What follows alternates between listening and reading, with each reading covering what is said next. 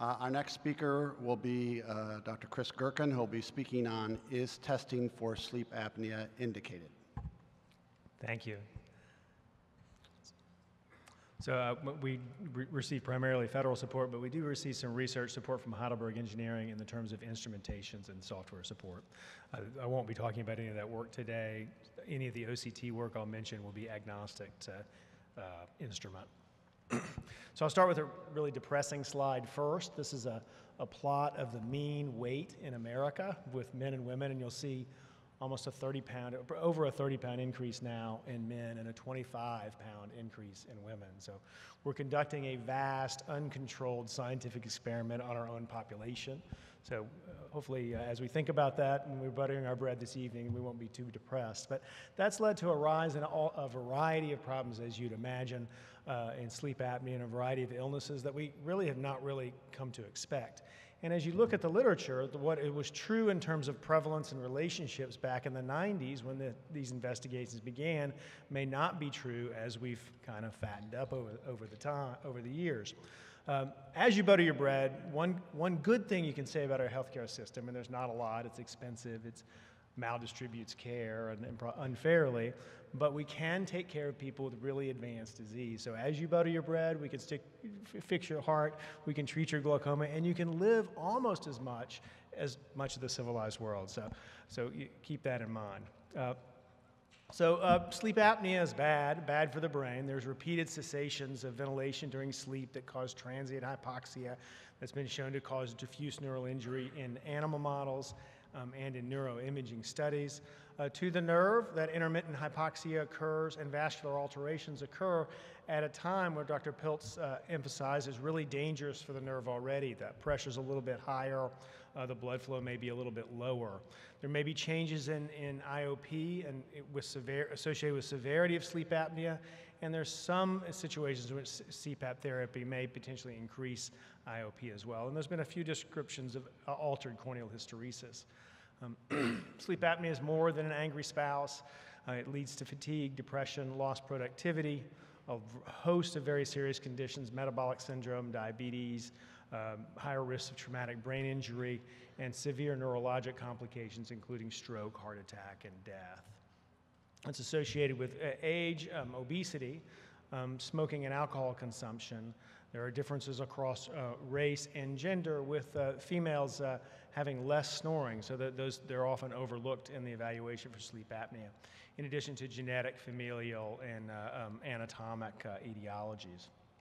There's a variety of associations. Polycystic ovarian syndrome, which is very common, has a very high incidence of obstructive sleep apnea, as does hypothyroidism, which is also mildly associated with glaucoma. Untreated sleep apnea in pregnancy can lead to low APGARs scores and a variety of neurologic threshold losses.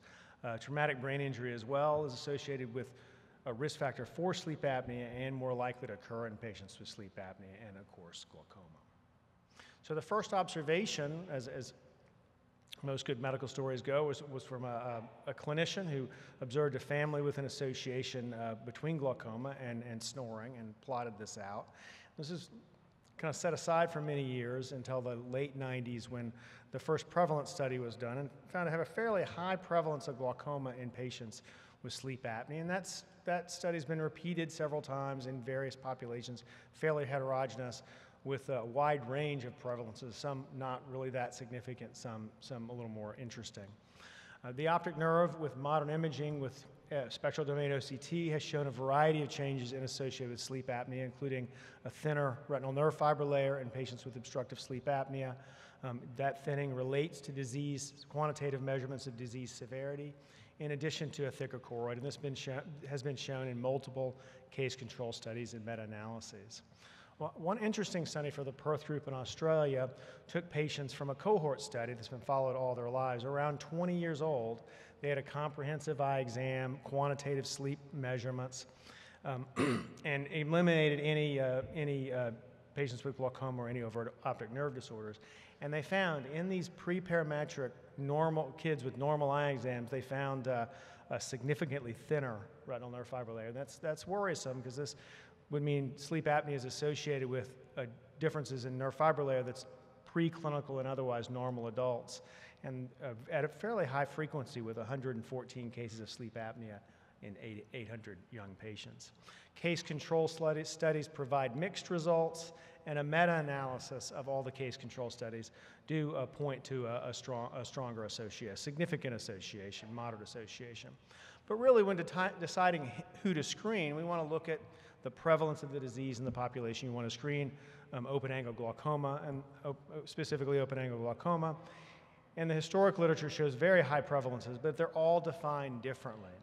When, in a recent study by Wozniak, when sleep apnea and glaucoma are quantitatively defined, and you use a case population that reflects the source population of controls, there really was no difference, with a very high prevalence of mild sleep apnea in both cases and controls. And this is no different in normal tension glaucoma. So kind of the take-home story is patients with signs and symptoms of sleep apnea, you want to look into remembering that snoring is less prevalent in females and in Asians who exhibit sleep apnea.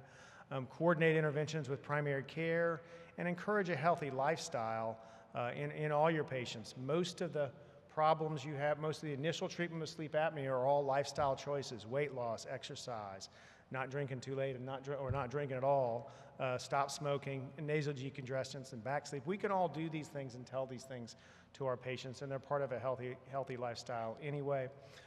CPAP and these other therapies have some effect on risk, but they don't really affect all-cause mortality, cardiovascular disease, death, stroke, some of the really serious problems we see with sleep apnea. So in summary, sleep apnea is associated with glaucomatous injury and possible preclinical injury. Referring patients with signs is important, but a generalized screening is probably not of low yield. We need to improve emphasis on a healthy ocular lifestyle to prevent these people from progressing and to help them in their general life. And as we'll probably see more and more of these associations as more and more of our population fall over this obesity curve in this great societal experiment we find ourselves in. Thanks.